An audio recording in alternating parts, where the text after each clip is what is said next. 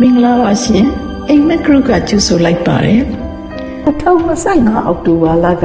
ကျရောက်လာပြီဖြစ်ပါတယ်အောက်တိုဘာလကတော့လူမျိုးသီးသီးနိုင်ငံသီးသီးမှာဘာသာရေးဆိုင်ရာပွဲလမ်းများရှိကြပါတယ်ကျမတို့မြန်မာတွေအတွက်ကတော့သတိကျွတ်ပွဲပေါ့နော်အနောက်တိုင်းမှာတော့ဟောလိုဝင်းရှိတယ်ဒါအပြင်ဥရောပအလဲပိုင်းမှာလည်းဘိုးဘီပြည်ပင်းတွေကွန်ပျူတာပွဲတော်တွေရှိပါတယ်ခရစ်ယာန်ဘာသာရေးပွဲတော်များဟိန္ဒူများဂျူးလူမျိုးများအတွက်ပါရှိတာဖြစ်ပါတယ်အဲ့ဒီတော့ဘာပဲဖြစ်ဖြစ်ပထမဆုံးကတော့တိတ်အိမ်ကိုတန်ရှင်းရေးလုပ်ပါစားရည်လေးနဲ့တန်ရှင်းရေးလုပ်ပါအိမ်ရဲ့အပြင်ဘက်ကနေရက်နေပြီးတော့အိမ်တွင်ကိုတစ်ကြပိုးမုံလေးတွင်းလိုက်တာမျိုးဖျောင်းလိုက်အဖြူတိုင်းအိမ်အလဲမှာထုံးပြီးမကောင်းတဲ့ energy တွေကိုဖယ်ပစ်တာမျိုးအဲ့လိုပုံမှန်လုပ်နေကြဟာလေးတွေလုပ်နိုင်ပါတယ်အဲ့ဒါတွေအပြင်ဒီအောက်တိုဘာလမှာတော့ဘိုးဘွားပြည်ပင်များကိုဆုတောင်းပြီးသူတို့စီကနေကံကောင်းခြင်းများကို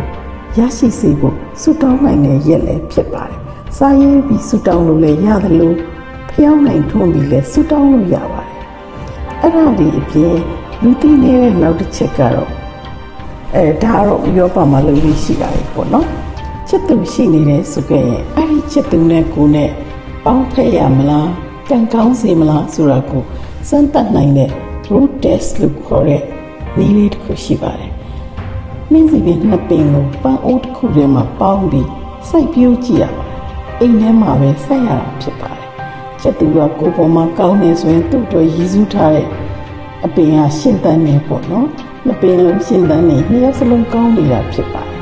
ချစ်သူမရှိသေးဘူးဆိုရင်လည်းပင်ရဲ့ကောင်းကစပင်း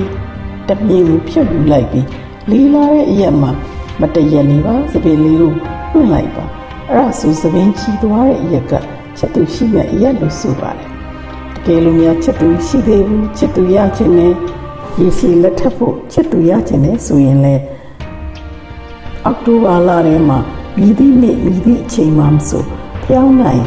အဖြူတိုင်းထုံးပြီးဆူတောင်းလို့ရှိရင်ပြည့်တယ်လို့ဆိုပါတယ်မိတ်ဆွေအားလုံးကျမ်းမာကြပါစေကျေးဇူးတင်ပါတယ်ရှင်